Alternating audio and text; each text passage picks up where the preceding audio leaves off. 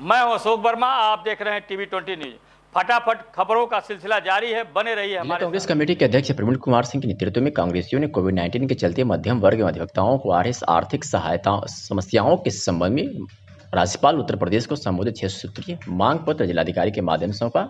जिलाध्यक्ष प्रवीण कुमार सिंह ने कहा कि कोविड-19 के कारण रोजगार प्रभावित हुए हैं, जिसमें मध्यम वर्ग और अधिवक्तागण पूरी तरह से प्रभावित है और उन्हें आर्थिक समस्या पैदा हो गई है। ऐसे में कांग्रेस पार्टी आम जनता की दृष्टिगत रखते हुए मांग करती है कि प्रदेश में संचालित UP board, CBSE board, SSC board एवं अन्य बोर्डों के छात्रों की विगत 4 महीने की फीस माफ की जाए। इन शिक्षण संस्थाओं में कार्यरत मान्यता गैर मान्यता प्राप्त शिक्षकों एवं कर्मचारियों को सरकार से कम 8,000 रुपये प्रति माह सहायता प्रदान की जाए। नए साल की पाठ्य पुस्तकों में बदलाव न किया जाए। बच्चों की ड्रेस बार बार न बदली जाए। उत्तर प्रदेश जैसे बड़े राज्यों में स्थित विभिन्न न्यायालयों में लाखों की संख्या में प्रैक्टिस कर रहे वकीलों की आमदनी इस कोविड-19 महामारी में लॉकडाउन के चलते नगण्य हो गई है। अतः उन्हें सरकार द्वारा कम से कम 10,000 रुपये महीने के हिसाब से सहयोगी राशि मानदेय के रूप में प्रदान की जाए। मध्यम वर्ग के वह परिवार जिन्हें न तो प्रधानमंत्री किसान सम्मान निधि योजना का लाभ मिला है और न ही सरकार के अन्य पेंशन आदि योजनाओं का लाभ मिला है और उनकी वार्षिक आमदनी 2 लाख से कम है, ऐसे लोग जिन्होंने मकान, वाहन या अन्य बुनियादी जरूरतों के लिए लोन ले रखा है, उनकी 4 महीने की EMI या मनरेगा मजदूरों की मानदेय के बराबर 20,000 तक की रकम माफ करके उनको इसको इतना महामारी में आई बेकारी से सरकार द्वारा राहत दिलाई जाए। हर व्यक्ति कहीं न कहीं से इस महामारी से जूझ रहा है।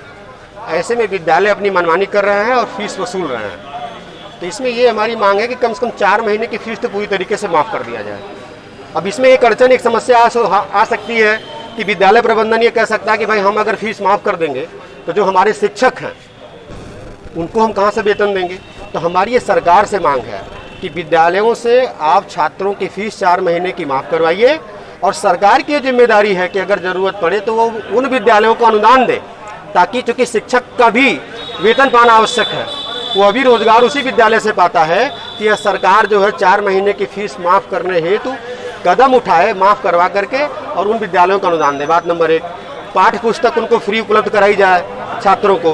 तीसरी चीज़ कि जो वकील अपने कार्यों से विरत रहे कोरोना महामारी की वजह से, इसमें बहुत से वकील हैं जिनका सारा कारोबार उनके उसी पेशे पर आधारित था, उसके अलावा उनके पास कोई और माध्यम नहीं था 10 रुपये कमाने का, तो उनको भत्ता दिया जाए। इस तरह की मांगों को लेकर के हम लोग आज राज्यपाल को संबोधित ज्ञापन ADM को हमने सौंपा है।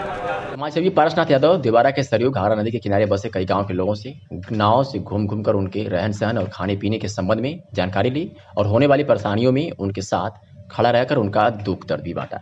वही पारसनाथ यादव का सरकार और प्रशासन पर बाढ़ पीड़ितों की मदद न किए जाने का आरोप भी लगाया। उन्होंने कहा कि हर साल देवरांचल में बाढ़ आती है, जिसकी वह जानकारी हर दलों की सरकार और प्रशासन को रहती है, फिर भी इनको कोई परेशानी ना हो इसके लिए कोई ठोस कदम नहीं उठाया जाता है। इसी क्रम में उन्होंने बताया कि बाढ़ आने से संबंध सबसे बड़ी समस्या उनके शौचालय संबंधी होता है। सरकार द्वारा कम से कम इस मूलभूत समस्या का समाधान करना चाहिए। से भी है। गांव वालों का कहना है कि यहाँ कोई कार्य नहीं हो रहा है, न सरकार के द्वारा, न प्रशासन द्वारा, न किसी अन्य संस्थाओं के द्वारा। ऐसे में आप लोग समाज सेवी यहाँ के हैं, क्या आप लोग इनके लिए भलाई के लिए कर रहे हैं? मैं तो पहले धन्यवाद देना चाहूँगा आप जैसे मीडिया के लोगों को, जो बाढ़ ग्रस्त क्षेत्र में चल करके 1 किलोमीटर अंदर नाव के माध्यम से यहाँ आए हैं और इस बाढ़ प्रभावित क्षेत्र के लोगों की आवाज़ उठाने का काम कर रहे हैं। मैं इसके लिए आप लोगों को पहले बहुत बहुत धन्यवाद देता हूँ। यहाँ की स्थितियाँ आप मौके पे देख रहे हैं, यहाँ सारे लोग इकट्ठा हुए हैं। पूछने के बाद ये बता भी रहे हैं कि आज तक शासन प्रशासन द्वारा इनके लिए किसी भी प्रकार की कोई आपदा राहत कोष से कोई मदद नहीं की गई है। सबसे बड़ी समस्या यहाँ इस अंधकार में 2 किलोमीटर अंदर पानी में लोग रहते हैं। यहाँ की लाइट काट दी गई है, मिट्टी के तेल की व्यवस्था नहीं है, इनके लिए किसी प्रकार की राशन की व्यवस्था नहीं है। खाना बनाने की इन लोगों की जो स्थितियां हैं वो तख्त पे रख करके खाना बनाया जा रहा है। आप यहाँ देख सकते हैं, ये चारपाई लगा करके सोए हुए हैं, इतने घुटने भर पानी में जो है ये सोते हैं। रात में इसी तरीके से जो है ये यहाँ के लोग अपना जीवन यापन करते हैं। इन लोगों की शौचालय की सबसे बड़ी समस्या है। बाढ़ ग्रस्त होने की वजह से क्षेत्र पूरा डूब जाने से शौचालय जो सार्वजनिक बने हुए हैं वो डूब गया है। इसके बाद ये लोग लकड़ी के शौचालय बना करके उस पे शौचालय करते हैं। बहुत शर्म की बात है कि यहाँ के लोग माँ बहन बेटियां बहू सारे लोगों के साथ परिवार के लोग रहते हैं। इसके बाद अब आप सोच सकते हैं कि ये कितनी कठिन परिस्थिति है कि लोग शौच के लिए पानी में एक लकड़ी लगा करके कितने शर्म के साथ। आज विश्व हिंदू महासंघ आजमगढ़ के कार्यकर्ताओं ने जिले में लगातार हो रहे गौवंश की हत्या को देखते हुए संगठन के लोगों ने आज जिलाधिकारी और पुलिस अधीक्षक को ज्ञापन सौंपा। तो वही कार्यकर्ताओं का कहना है कि जिले में कई थाना क्षेत्रों में लगातार हो रहे गोवंश की हत्या रुकने का नाम ले रही है। तो इन नहरों में गायों का कटा हुआ सिर मिलने से क्षेत्र में दहशत का माहौल हो गया है। तो वही हिंदू संगठन के द्वारा इस तरह का कार्य करने वाले लोगों के ऊपर कठोर से कठोर कार्रवाई करने की मांग भी की गई है। अब देखना यह होगा कि कब तक गायों के हत्यारों को पुलिस गिरफ्तार करती है। आज मांग हमारी ये थी कि हमारे ज़िले में लगातार एक हफ्ते 10 दिन से पर डे नहरों से गौवंश बरामद हो रहा है। गायों का सर गर्दन कटा हुआ है, उसके अंदर फेंक दी जा रही हैं और जब वो सड़ के फूल जा रही हैं तो बाहर आ रही हैं तो लोगों को पता चल रहा है और बाहर निकाली जा रही है, जिस पे आज तक स्वतः संज्ञान लेके न तो किसी जिलाधिकारी न तो एसपी महोदय द्वारा किस तरह की कार्रवाई की गई। उसी पर कार्रवाई करने के लिए क्योंकि हमारे मुख्यमंत्री और हमारे राष्ट्रीय अध्यक्ष भी जो हैं विश्व हिंदू महासंघ के योगी आदित्यनाथ जी गौवंश पे बहुत ही संवेदनशील हैं, फिर भी यहाँ का प्रशासन उस पर ध्यान नहीं दे रहा है। वही ध्यान आकृष्ट कराने के लिए एक ज्ञापन बना के एसपी महोदय को दिया गया कि आप उस पर ध्यान दीजिए और ऐसा कृत्य करके जो हमारे जनपद का अमन चैन बिगाड़ना चाहते हैं उनके ऊपर विधिक कार्रवाई की जाए, जिससे इस तरह के कार्य न हो। अधिकतर इलाके किस इलाके में ज़्यादा? अधिकतर ये कार्य मेहनगर इलाके में, बिंद्राबाद इलाके में, मार्टिनगंज इलाके में, कुल मिला के शहर के दक्षिणी सिरे में ही हो रहा है। पीस पार्टी के राष्ट्रीय अध्यक्ष डॉक्टर मोहम्मद अयूब सर्जन की गिरफ्तारी के विरोध में पीस पार्टी के जिलाध्यक्ष डॉक्टर मोहम्मद आसिफ खान, महामहिम राज्यपाल महोदय आजमगढ़ जिलाधिकारी को ज्ञापन सौंपा गया। आपको बता दें कि आजमगढ़ के पीस पार्टी के जिलाध्यक्ष डॉक्टर मोहम्मद आसिफ खान ने कहा, उत्तर प्रदेश में भाजपा की सरकार है, उसी समय से विपक्ष की आवाज़ दबाकर लोकतंत्र का गला घोटने का प्रयास किया जा रहा है। उसी क्रम में विपक्ष के नेताओं पर राजनीतिक ड्रेस में मुकदमा लगाकर उनको जेल में भेजकर राजनीतिक लाभ प्राप्त करने की लालसा में लोकतंत्र का गला घोटना भाजपा की आदत बन चुकी है। प्रदेश उपाध्यक्ष अबू मोहसिन खान ने कहा कि उसी क्रम में मान्यता ईश्वरीय संदेह की बात करने वाले देश में जाने माने सर्जन एवं पीस पार्टी के राष्ट्रीय अध्यक्ष डॉक्टर अयूब साहब की बढ़ती लोकप्रियता से बौखलाकर उनके खिलाफ षड्यंत्र राजनीतिक ड्रेस में मुकदमा दर्ज किया गया। ऑफ इंडिया हमारा मामला यह कि 31 तारीख को लगभग 8:30 बजे रात को डॉक्टर अयूब साहब जो हमारे राष्ट्रीय अध्यक्ष हैं, बिगैर कुछ बताए बरहलगंज की पुलिस स्टेशन के लोगों ने गिरफ्तार किया और उसके बाद लखनऊ ले जाके बंद कर दिए। हमारी ये मांग है कि अगर कोई उन पे आरोप था तो पहले आपको बताना चाहिए था और हमारा मानना कि जो कुछ है फर्जी है, आप उसको रिहा करिए और डीएम महोदय के माध्यम से हम अपना डिमांड लेटर देंगे राज्यपाल महोदय को, राष्ट्रपति महोदय को कि अगर ये फर्जी है तो डॉक्टर अयूब को आप रिहा करिए। अगर नहीं करते हैं तो हम आंदोलन करेंगे संविधान के अनुरूप रहते हुए हम यहाँ से लेकर लखनऊ तक धरना प्रदर्शन करने में मजबूर होंगे। जिम्मेदारी प्रशासन और शासन की होगी। कोविड-19 महामारी से बचाव के दृष्टिगत जिलाधिकारी के निर्देश के क्रम में आज खाद्य सुरक्षा एवं औषधि प्रशासन की टीम द्वारा महामृत्युंजय डेंटल कॉलेज, चंडेश्वर 11 अस्पताल में स्थित कैंटीन का सघन निरीक्षण कर कोविड-19 रोगियों को परोसे जाने वाले नाश्ते भोजन की जांच की गई। प्रथम दृष्टया भोजन की गुणवत्ता संतोषजनक पाई गई, लेकिन मौके पर किचन संचालक द्वारा खाद्य लाइसेंस प्रदर्शित नहीं किया गया था, जिसे तत्काल प्रदर्शित करने एवं किचन संचालक को किचन की बेहतर साफ सफाई के निर्देश दिए गए। दोपहर के भोजन में दाल चावल, नेनुआ, काबुली चने की सब्जी दिया जाना था। भोजन की गुणवत्ता सुनिश्चित किए जाने के उद्देश्य से दाल चावल एवं रोटी का नमूना जांच हेतु संग्रहित किया गया। इसी के साथ ही खाद्य औषध प्रशासन की टीम द्वारा राजकीय मेडिकल कॉलेज चक्रपाणपुर L3 अस्पताल में स्थित कैंटीन का निरीक्षण किया गया। यहाँ साफ सफाई, हाइजीन, सैनिटाइजेशन की व्यवस्था संतोषजनक पाई गई। भोजन में दाल चावल सब्जी रोटी दिया जा रहा था, जिसका नमूना लेकर जांच हेतु लखनऊ प्रयोगशाला भेजा गया। खाद्यान्न वितरण में कोटेदार द्वारा घटतौली के संदर्भ में नगर पंचायत अतरौलिया के कोटेदार अवधेश कुमार द्वारा आए दिन खाद्यान्न वितरण में मनमानी करके प्रत्येक राशन कार्ड पर 2 से 3 किलो खाद्यान्न कम दिया जाता है, जिसके संदर्भ में आज नगर पंचायत अतरौलिया के लोगों द्वारा सामूहिक प्रार्थना पत्र अधिशासी अधिकारी अंजलि वर्मा को दिया गया। नगर पंचायत अतरौलिया के कार्ड धारकों ने आरोप लगाया है कि लॉकडाउन के अंतर्गत 3 माह अप्रैल मई जून तक का वितरण नगर पंचायत कार्यालय द्वारा बनाए गए नोडल प्रभारी निरीक्षक के समक्ष खाद्यान्न का वितरण किया गया था, जिसमें सबको पूरा खाद्यान्न प्राप्त हुआ था। उसके बाद से जुलाई माह के केंद्र व राज्य सरकार का जो खाद्यान्न वितरण किया गया है, जिसमें प्रत्येक राशन कार्ड पर 2 से 3 किलोग्राम खाद्यान्न कम वितरण किया गया है। वही राशन कार्ड धारकों ने बताया कि जब विरोध करने लगे तो राशन कार्ड से नाम कटवा देने की धमकी कोटेदार द्वारा दी जाने लगी, जिसके कारण गरीबों का हक माना जा रहा है। सवित्री कौन गाँव? खानपुर फतेह। क्या कोटेदार से क्या शिकायत है बताइए? अरे उतुआ 5 यूनिट के उतुआ रहा कारट तो उन्हें में 2 उतुआ 3 उतुआ काट लिया था मैं। अब बोलले पे कहा तो नाव काट के तो हम लोगन के यहाँ से भगा देव, नहीं तो आजमगढ़ से उतुआ करा। उतुआ का बोला अमीरे के देल हमें ललका कारट, गरीबे के उजर का कारट। आपको कब से ही गल्ला कम दे रहे हैं? गला आज 4 महीना जब से ही बैठल हमारे 4 का 5 महीना से जब से बैठल हम तब से देते हैं। क्या कहते हैं गल्ला कम देने के बाद आपको क्या कहते हैं? मांगल जाला तो कहीं गला उतुआ का बोला हम लोगन के कम आवत हवे, हम लोगन पहलू दारे के देते हैं एमे से काट के न ज्यादा लोगन बोलबा तो नाव काट दे। इंकलेश कुमार। क्या प्रॉब्लम, क्या आप ज्ञापन दे रहे हैं ये तो इसके बारे में बताइए। ये हमारे जो कोटेदार जी हैं, मतलब प्रत्येक राशन कार्ड पर 2 किलो मतलब अनाज कम दे रहे हैं और मांगने पर कह रहे हैं कि हमको ऊपर से कम मिल रहा है, इसलिए हम इसी में से काट के सबको बराबर दे रहे हैं। और क्या बोलते हैं आप जब अपना गल्ला मांगते हैं? गल्ला जब मांगते हैं तो मतलब गल्ला कहते हैं कि अभी ठीक है, अपना नाम बताइए, हम आपको समझाएंगे, जब दौड़ेंगे आजमगढ़ तक तब आपको समझ में आएगा।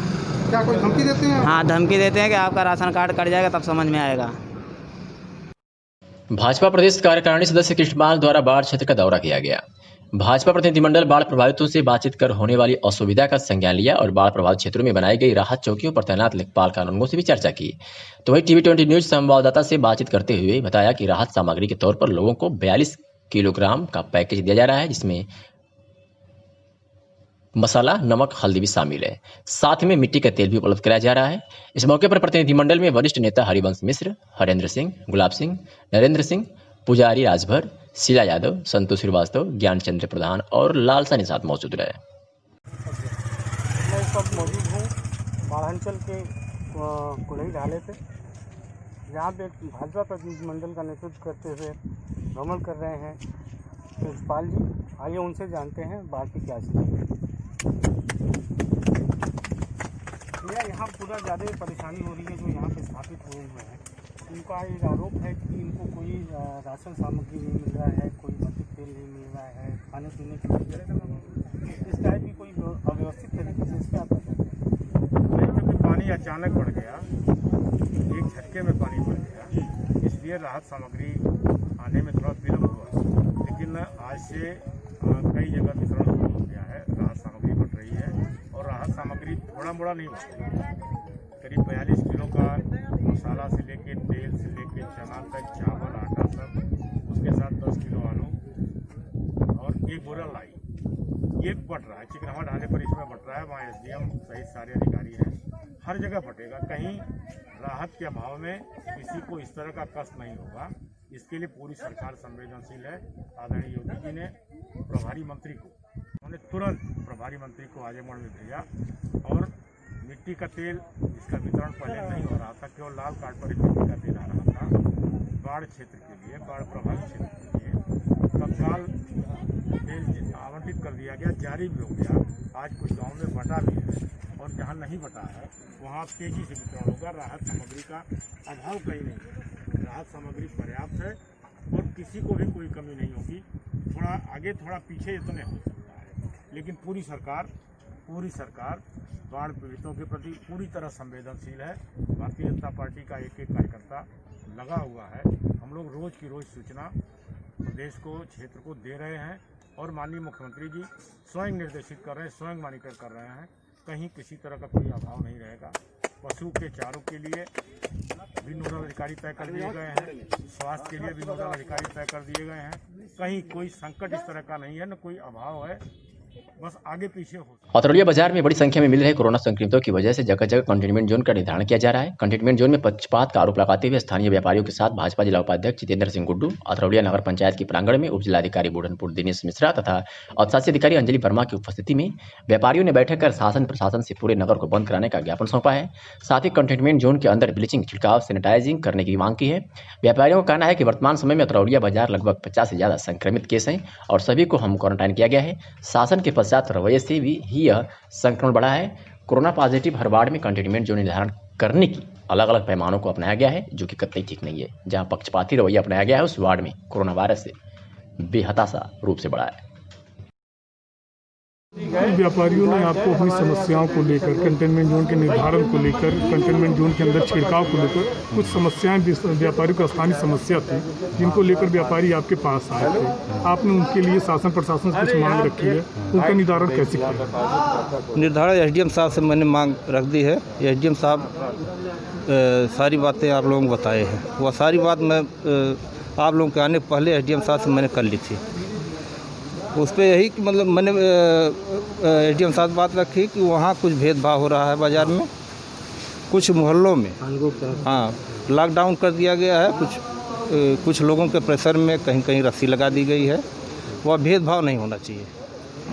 और जैसा कि जिले के आप 2 बड़े पदाधिकारी हैं, जिले के व्यापारियों की तमाम ऐसी समस्या होती है जो प्रशासन के सामने रखने के बाद भी प्रशासन उस पर गंभीरता से नहीं लेता। आज भी वही समस्या है कि जो व्यापारी प्रशासन से ऊब कर आपके पास आए, इसके लिए अगर प्रशासन फिर भी नहीं मानती है तो इसके लिए क्या करेंगे? तो इसके लिए हम लोग आगे जाएंगे। फिर एडीएम साहब के यहाँ, डीएम साहब के यहाँ अपने संगठन में जिलाध्यक्ष के माध्यम से प्रदेश अध्यक्ष से बात करेंगे। आप लोगों की मांग लखनऊ तक पहुंचाई जाएगी। अगर यह प्रशासन लोकल स्तर पर प्रशासन काम नहीं करता है तो उसके लिए आगे की लड़ाई लड़ी जाएगी। अपने सरकार में बात आप लोगों को पहुंचाई जाएगी ऊपर तक। समस्या है उसके लिए सर आपने क्या? व्यापारियों की बैठक यहाँ पर अभी नगर पंचायत कार्यालय परिसर में हुई है, जिसमें इनके द्वारा जो मानक है कंटेनमेंट जोन का, उसका पूरी तरह से पालन किए जाने की बात कही गई है कि बिना किसी भेदभाव के कंटेनमेंट जोन का निर्धारण हो और उसकी बैरिकेडिंग हो और रस्सी की अपेक्षा बाजबल्ली लगा करके क्षेत्र को बंद किया जाए। पहला आक्रोश तो व्यापारियों का यही है कि जो कंटेनमेंट जोन निर्धारित किया जा रहा है वही पक्षपाती रवैया अपनाया जा रहा है कि कौन सा दुकान खुले, कौन सा दुकान बंद रहे, कौन सी गली लॉक किया जाए। अगर ये सब पॉजिटिव लोगों की संख्या और उसके जो केंद्र सरकार का दिशा निर्देश है उसके अनुसार किया जाता तो शायद आक्रोश ना होता। नहीं, उसी के अनुसार जो दिशा निर्देश मानक है उसी के अनुसार किया जा रहा है। इसमें जहाँ पर ज़्यादा केसेस आ रहे हैं, चूँकि कंटेनमेंट जोन बनाए जाने से व्यापारियों का व्यापार प्रभावित हो रहा है, इसको लेकर के उन्हें आक्रोश है। और कतिपय लोगों को ये समस्या है कि होम डिलीवरी और सुविधाजनक हो, जिससे उनको किसी प्रकार से गैस की या अन्य सामग्री उनके पास पहुंचने की कोई दिक्कतें ना आवे। जहां तक कंटेनमेंट जोन का निर्धारण है तो नियमानुसार ही किया जा रहा है। इसमें सबसे बड़ी बात है कि क्षेत्र के लोगों को जहां पर ज़्यादा केसेस निकले हैं उनको प्रशासन को सहयोग करने की ज़रूरत है और स्वयं जागरूक करके कुछ दिन जो है उनको इस श्रृंखला को तोड़ने में अपना सहयोग हर प्रकार से और सामाजिक दूरी बना करके, मास्क लगा करके और सभी प्रकार से उनको सहयोग करना होगा, तभी ये वायरस खत्म हो पाएगा। जिस तरह आजमगढ़ प्रशासन अपराधियों की धरपकड़ के लिए अनेकों अभियान चला रही है तो अपराधियों के हौसले बुलंद होते नजर आ रहे हैं। ऐसा ही मामला जिले के रानी की सराय थाना क्षेत्र का है, जहां चुनावी रंजिश के चलते अधिवक्ता को आए दिन जान से मारने का प्रयास किया जा रहा है। बता दें कि आजमगढ़ जिले के रानी सराय थाना क्षेत्र के अलीपुर गांव के रहने वाले एक अधिवक्ता को चुनावी रंजिश के चलते आए दिन जान से मारने की साजिश की जा रही है, जिसकी शिकायत पीड़ित अधिवक्ता ने स्थानीय पुलिस को दी है। इसके बावजूद भी पीड़ित को जान से मारने की साजिश की जा रही है। इसकी शिकायत पीड़ित अधिवक्ता ने आज पुलिस अधीक्षक से मिलकर कार्यालय में पत्र देकर न्याय की गुहार लगाई है। कि मेरे गांव का प्रधान राजेश यादव जेल के अंदर से ही मेरी हत्या कराना चाहता है। जोपुर में अप्रैल में मुझे जान मारा था। इसमें मेरा सर और फट गया था, मेरे घर में घुस के मारा था। उसके बाद उसका भाई मिथिलेश यादव जो बाहर है और हमारे गांव के रियाज अहमद जो मुखबिरी कर रहा था बस भाड़े के हत्यारों से जो इसका एक गैंग है, गैंग के माध्यम से मेरी हत्या कराना चाह रहे, जो मेरे यहाँ 3 बार आए हो गए। कल मैं पब्लिक के माध्यम से मुखबिर तो पकड़ा गया और शूटर भाग गए, जिसको पुलिस लाई और 151 में चालान करके छोड़ दी। आपके विवाद का कारण क्या है? मेरे विवाद का कोई कारण नहीं है। अच्छा, बिना वजह ही है? बिना वजह से मतलब वो चुनावी रंजिश के, मैं पिछली बार उसको वोट नहीं दिया था, इसी के माध्यम से मुझे मारना चाहता है। तो आप चाहते क्या हैं और यहाँ क्या करने आए? मैं सर ये चाहता हूँ कि जो शूटरों का नंबर मैं भी उसको दिया हूँ, जिसके CDR के माध्यम से उसका पर्दाफाश होना चाहिए, कितने लोग और हैं उसमें। अब मुझे थाने सर ये थोड़ा सा ये है कि जो कि ये छोड़ दिए 151 चालान का, बहुत मामला संगीन है, जिसमें पुलिस को भी जानकारी, ऑडियो भी उनको उपलब्ध कराया, ऑडियो सुने भी, उसके बावजूद भी इन्होंने उसको छोड़ दिया। तो आप चाहते क्या थे? और वैसे ये चाहिए कि मिथिलेश और रियाज अहमद को गिरफ्तार करके पर्दाफाश होना चाहिए। मुझे जनपद के 3 क्षेत्रों से कंटेनमेंट जोन की कार्रवाई समाप्त कर दी गई है और ये भी कहा गया है कि 30 जुलाई 2020 द्वारा दिए गए निर्देश जनपद के अन्य क्षेत्रों की भांति इन क्षेत्रों में भी लागू होंगे। जिलाधिकारी ने बताया कि भारत सरकार चिकित्सा एवं परिवार कल्याण मंत्रालय द्वारा जारी प्रोटोकॉल के अनुसार contact tracing, house to house surveillance एवं कड़ा परिधीय नियंत्रण करते हुए कार्रवाई सुनिश्चित की जा रही है। कंटेनमेंट जोन में पुष्ट हुए कोविड-19 मरीज के सैंपल कलेक्शन की तिथि से विगत 14 दिनों में कोविड-19 का कोई पुष्ट रोगी चिन्हित न होने पर उसे कंटेनमेंट जोन की सूची से मुक्त किया जाने के निर्देश हैं। तत्क्रम में पिछले 14 या उससे अधिक दिवसों से कोविड-19 का कोई पुष्ट रोगी न चिन्हित होने के कारण वार्ड नंबर 8 जवाहर नगर, नगर पंचायत मेहनगर, 20वीं वाहिनी, PSC कैंपस, नगर पालिका परिषद आजमगढ़, नई कॉलोनी, हनुमान मंदिर के पीछे राजस्व ग्राम कुंडा तहसील सदर हॉटस्पॉट को बंद करते हुए कंटेनमेंट जोन की कार्रवाई समाप्त की गई है। जिलाधिकारी ने कहा कि दिनांक 30 जुलाई 2020 द्वारा दिए गए निर्देश जनपद के अन्य क्षेत्रों की भांति इन क्षेत्रों में भी लागू होंगे। जिले में 27 कंटेनमेंट जोन बढ़े हैं, जिसकी जिलाधिकारी राजेश कुमार ने घोषणा कर दी है। कंटेनमेंट जोन प्रोटोकॉल का 100% अनुपालन सुनिश्चित करने की जिलाधिकारी ने निर्देश जारी किए हैं। आपको बता दें कि जिला मजिस्ट्रेट ने कहा है कि कंटेनमेंट जोन के निर्धारण के संबंध में दी गई व्यवस्था के अनुसार जनपद आजमगढ़ के रमाकांत मिश्र के घर से यादव मेडिकल हॉल तक, दुर्गा मंदिर से बरन चौक तक, नगर पंचायत अतरौलिया, आवासीय परिसर थाना अतरौलिया, राजस्व ग्राम अतरौलिया तहसील बुढ़नपुर, कामता मिष्ठान भंडार के आसपास का क्षेत्र, नगर पंचायत अतरौलिया, अच्छेलाल गुप्ता की दुकान से मोहम्मद शरीफ अहमद के घर तक का क्षेत्र, राजस्व ग्राम ओझौली तहसील सदर, मोहम्मद तौहीद के मकान से सुनील की दुकान तक का क्षेत्र, राजस्व ग्राम अइनिया तहसील सदर, आलमगीर के घर के आसपास का क्षेत्र आमिलो, नगर पालिका परिषद मुबारकपुर, श्रीमती सरोज के घर के आसपास का क्षेत्र, राजस्व ग्राम लक्ष्मीरामपुर तहसील सदर, अरविंद कुमार के घर के आसपास का क्षेत्र, मोहल्ला पुराज खिजीर, नगर पालिका परिषद मुबारकपुर, वैष्णवी ओझा के घर के आसपास का क्षेत्र, रोडवेज मोहल्ला पुरानी बस्ती, नगर पालिका परिषद मुबारकपुर, श्री नंदलाल के घर के आसपास का क्षेत्र, राजस्व ग्राम परानापुर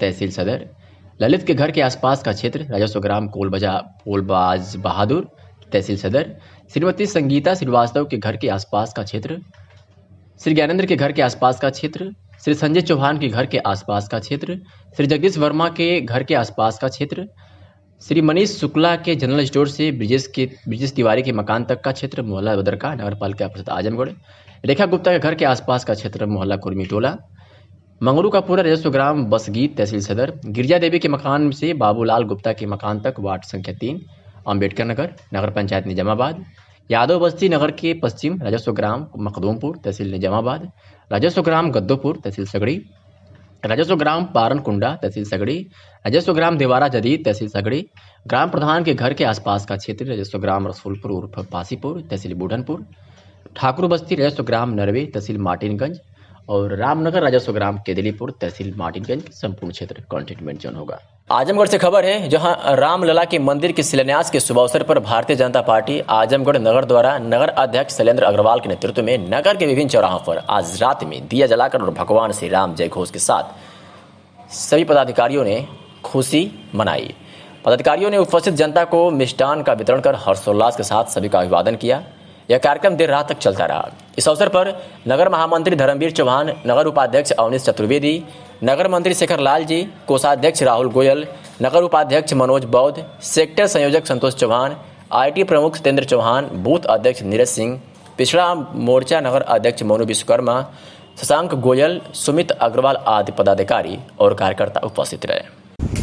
आज अयोध्या में प्रभु श्री राम मंदिर के शिलान्यास के शुभ अवसर पर भारतीय जनता पार्टी आजमगढ़ नगर द्वारा नगर के विभिन्न चौराहों पर लगभग 1000 दिया जलाकर और सभी कार्यकर्ताओं को मिष्ठान वितरण कर भगवान श्री राम की जय घोष के साथ सभी लोगों ने हर्षोल्लास के साथ सभी कार्यकर्ताओं का, सभी पदाधिकारियों का आभार व्यक्त किया और सभी लोगों ने अपनी खुशी जाहिर करते हुए भगवान श्री राम के चरणों में अपना शीश झुकाया। और ये 500 वर्ष बाद जो हम सभी लोगों को ये मौका मिला है कि प्रभु श्री राम के मंदिर का शिलान्यास आज हुआ है, ताकि हम लोग अपने पीढ़ी में अपने लोगों के साथ ये सौभाग्य हम लोगों को प्राप्त हुआ है कि हम लोग भगवान श्री राम के मंदिर को बना हुआ देख पाएंगे और प्रभु श्री राम के चरणों में अपना शीश नमन करेंगे। विधानसभा सगड़ी में समाजवादी चौहान महासभा की बैठक बद्री प्रसाद डिग्री कॉलेज बनौरा आजमगढ़ पर हुई। अध्यक्षता रामजस चौहान और संचालन हंसराज चौहान ने किया। बैठक को संबोधित करते हुए निवर्तमान जिलाध्यक्ष हवलदार यादव ने कहा कि पिछड़ा दलित समाज सदियों से पीड़ित व उपेक्षित है। सदियों से वर्णवादी व्यवस्था के शिकार होने के कारण शिक्षा व नौकरी से वंचित रहे हैं। इनकी आर्थिक स्थिति बहुत ही कमजोर है। पूंजीवादी व्यवस्था में आज़ादी के पहले जो स्थिति थी वही स्थिति आज भी है। धर्म और जात के नाम भटकाया जा रहा है।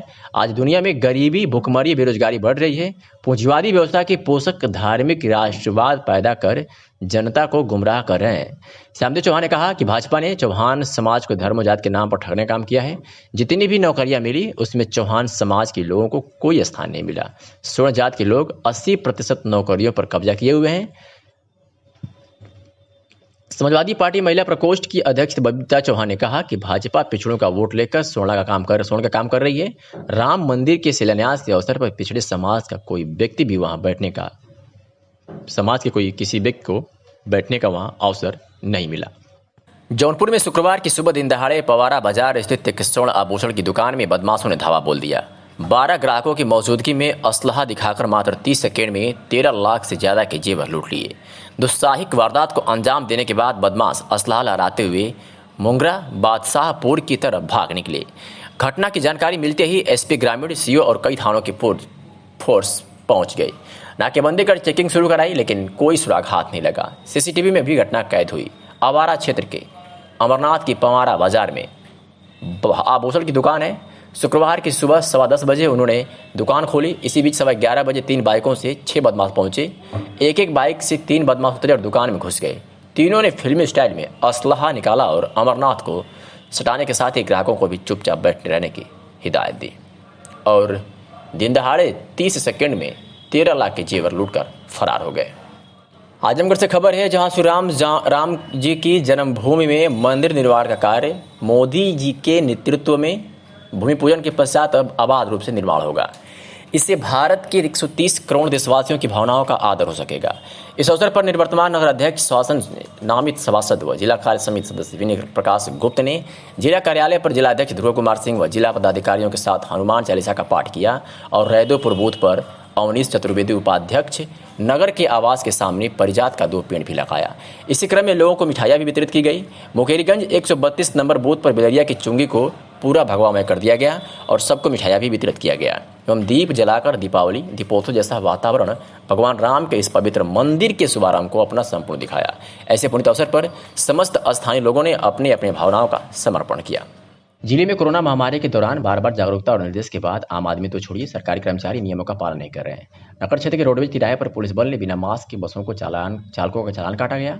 इस दौरान दोपहर तक आधा दर्जन रोडवेज बसों का चालान हुआ। गुरुवार को नगर के रोडवेज तिराहे पर भारी पुलिस बल की मौजूदगी में पुलिस के जवानों ने बिना मास्क के पैदल 2 पहिया और सरकारी बसों की चेकिंग की। इस दौरान 2 दर्जन 2 पहिया वाहनों के चालान कर उनसे 1000 रुपये सम्मान शुल्क वसूला गया। तो वही पैदल बिना मास्क के चल रहे दर्जनों लोगों को महामारी अधिनियम में चालान हुआ। आजमगढ़ के बुढ़नपुर क्षेत्र के बस्ती भुजबल बाजार में रोड निर्माण के लिए समाजसेवी लक्ष्मी चौबे व अखिल भारतीय हिंदू सभा के मंडल अध्यक्ष विनीत रंजन के साथ आमरण अनशन पर बैठे हैं, जिसमें क्षेत्र की जनता का काफी सहयोग मिल रहा है। वही थानाध्यक्ष अरौला द्वारा बार बार मुकदमा दर्ज करने की धमकी भी दी जा रही है। उसके बाद भी ग्रामीणों द्वारा भूख हड़ताल में शामिल होने वालों की भीड़ बढ़ रही है। समाजसेवी लक्ष्मी चौबे ने कहा कि जब तक जिलाधिकारी नहीं आ जाते तब तक भूख हड़ताल जारी रहेगी। सुबह 8 बजे से भूख हड़ताल पर बैठे समाजसेवी 4 घंटे बीतने के बाद भी कोई अधिकारी सूद लेने नहीं पहुंचा था। निवासी पश्चिम भुजबल। कहाँ के लिए भूख हड़ताल पर बैठे? यही रोड के लिए, जो ये समझ लीजिए अहिरौला से कप्तानगंज मार्ग है, एकदम बुरी तरह से जो है जर्जर हो गया है। जगह जगह बड़े बड़े खड्डे हो गए हैं, जिसमें बरसात होते ही तालाब का रूप लेता है। और आए दिन लोग गाड़ी घोड़े से, यानी 2 चक्के से, साइकिल से आए दिन लोग गिरते रहते हैं, चोटिल होते रहते हैं। और आने जाने वाले जो पैदल चलने वाले उनके ऊपर अक्सर छींटे पड़ा करते हैं, उनके कपड़े ख़राब हुआ करते हैं। वही हाल जो है ये क्या नाम है, शाहपुर से यानी एदिलपुर से शोफीपुर तक की सड़क है, उसका भी वही हाल है। जगह जगह बड़े बड़े खड्डे हुए हैं, चलने लायक दोनों रोड नहीं है। इसलिए लगभग हम 1 साल से इस पर लगे हुए हैं। प्रदर्शन वगैरह, पेपर वगैरह हर जगह जो है हुआ, लेकिन आज तक कोई कार्यवाही नहीं हुई। तो कैसे पता चलेगा कि आपको कार्रवाई इस पे हो जाएगी वो हड़ताल पे? अब कोई सक्षम अधिकारी आएगा, हमारी बात को सुनेगा और इसके बाद भूख हड़ताल को तब खत्म। अच्छा, सक्षम अधिकारी में किसको चाहते हैं? जैसे डीएम साहब आ जाए, या पीडब्ल्यूडी का कोई बड़ा अधिकारी आ जाए, या मौके के एडीएम साहब हैं, एडीएम साहब भी आए, अगर जो है जिम्मेदारी लेते हैं, लिखित देते हैं, तो हम भूख हड़ताल को समाप्त कर सकते हैं। आपको भरोसा है कोई अधिकारी आएगा, सड़क निर्माण हो जाएगी? भाई हम लिखित लेंगे, लिखित के बाद जो है वो डेट पे नहीं काम होगा तो इसके बाद जो है फिर हम अपना जो है अनशन जारी करेंगे। भारतीय युवक कांग्रेस के पूर्व राष्ट्रीय अध्यक्ष केशव चंद्र यादव बृहस्पतिवार को 11 बजे विधानसभा क्षेत्र के मुबारकपुर के रघुनाथपुर खोजिया में एक प्रेस वार्ता में बोलते हुए कहा कि कांग्रेस पार्टी विपक्ष पार्टी की भूमिका ईमानदारी से निभा रही है। इसमें कोई नाटकबाजी नहीं है। जनता का विश्वास, हम आगामी विधानसभा चुनाव में जीतेंगे।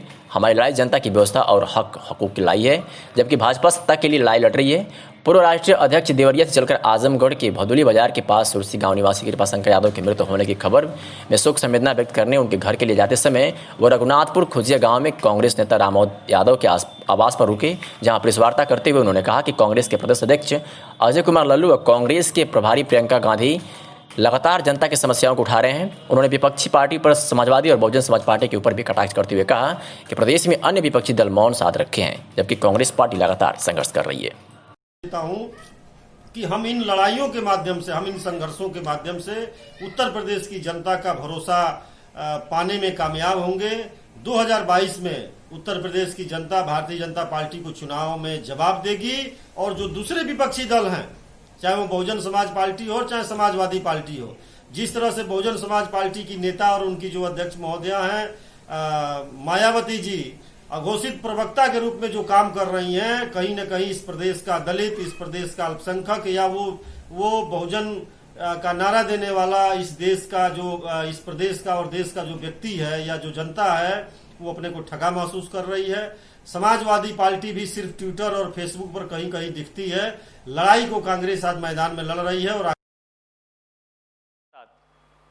श्री राम जन्मभूमि शिलान्यास कार्यक्रम के दिन गौरी शिव मंदिर पर मंचोभा में योगी युवा वाहिनी के नेतृत्व में हवन पूजन किया गया। जनपद के आजमगढ़ ग्राम सभा मंचोभा में स्थित श्री गौरी शिव मंदिर के प्रांगण में राम जन्मभूमि निर्माण के शिलान्यास कार्यक्रम के उत्सव पर योगी युवा वाहिनी के मुख्य संस्थापक साहिल उपाध्याय के नेतृत्व में हवन पूजन का कार्यक्रम आयोजित किया गया। कार्यक्रम में योगी युवा वाहिनी के मुख्य संस्थापक साहिल उपाध्याय ने कहा कि 500 साल के बाद यह शुभ अवसर आया है। आज देश के यशस्वी प्रधानमंत्री नरेंद्र मोदी व उत्तर प्रदेश के मुख्यमंत्री गौरक्षक पीठाधीश्वर योगी आदित्यनाथ द्वारा श्री राम की भव्य मंदिर निर्माण का शुभारंभ किया गया। श्री राम जन्मभूमि के लिए संघर्ष करके अपने प्राणों का बलिदान देने वाले उन लाखों राम भक्तों का संकल्प आज साकार हो रहा है। हम उन सभी राम भक्तों को नमन करते हैं। आज पूरा देश भगवामय हो गया है। ये जो आप हवन पूजन करवाए हैं, ये किसके उपलक्ष्य में करवाए हैं? मैं साहिल उपाध्याय, योगी युवा वाहिनी का मुख्य संस्थापक। आज राम जन्मभूमि का शिलान्यास हमारे प्रधानमंत्री नरेंद्र मोदी जी द्वारा और उत्तर प्रदेश के मुख्यमंत्री माननीय योगी आदित्यनाथ जी द्वारा शिलान्यास का आयोजन हुआ है और उसके उपलक्ष्य में पूरा भारत एक जश्न मना रहा है।